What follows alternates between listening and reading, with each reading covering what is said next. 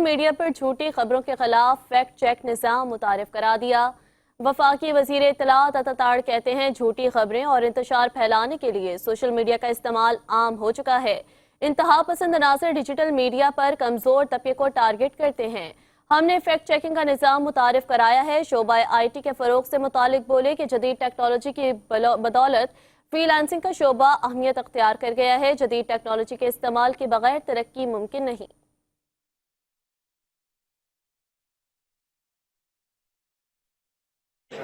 On all social media platforms where if we feel that any information needs to be verified, we actually put a stamp on it and we make it viral through our platforms, through our ministry, so that the ministry can tell the people that this information that was spread was false, or if some information requires authentication, we have those forums. But I believe that this is a great initiative that you've taken, and I would like to pay my compliments to Google and to Tech Valley on this collaboration where they've actually come up with a system.